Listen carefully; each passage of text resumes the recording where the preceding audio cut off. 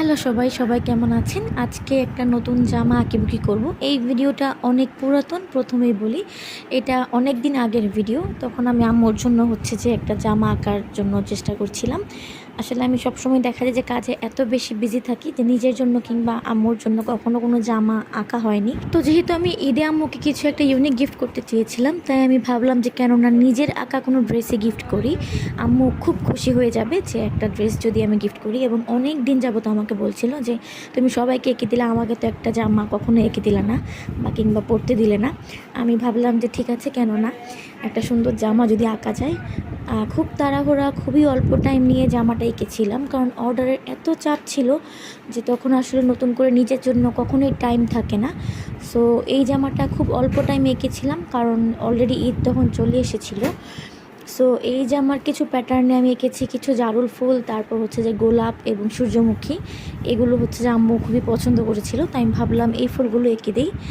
তো একটু ইউনিক কিছু করার জন্য, যেহেতু প্রতিবারই দেখা যায় যে আমি কোনো না কোনো ড্রেস কিনে দিই, তো এবার ভাবলাম যে একটা ড্রেস এঁকে তারপর নিজে ডিজাইন করে দিই। এটা তাঁতের একটা ড্রেস ছিল।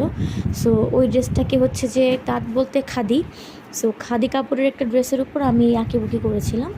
তো প্রথমেই আপনাদের বলি, যখন আপনারা কোনো গাঢ় রঙে আঁকবেন তখন অবশ্যই চেষ্টা করবেন হোয়াইট পেস্ট কিংবা একটা সাদা রঙ দিয়ে প্রথমে যেই আর্টটা আপনি করবেন বা যেই প্যাটার্নটা আপনি আঁকবেন তার ওপর সুন্দরভাবে একটা বেস ক্রিয়েট করতে। এতে করে যেটা হবে, যেহেতু রঙটা অনেক গাঢ়, সব গাঢ় রঙে সব ধরনের রঙ একদমই বসতে চায় না বা ফুটে উঠতে চায় না।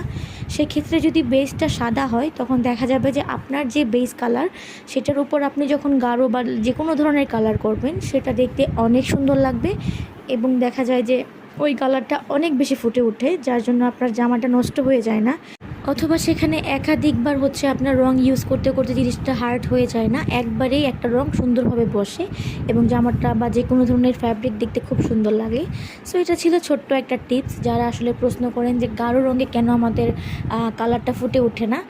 তো আপনারা এইরকম একটা ট্রিক্স অ্যাপ্লাই করে দেখুন, যেটা আমি বলেছি। আমি 95% শিওর যেটা সাকসেসফুল হবে ইনশাল্লাহ।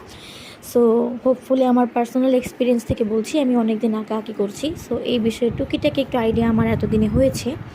তো এই তো গল্পে গল্পে আমার আঁকাআঁকি একটা পার্ট প্রায় শেষ।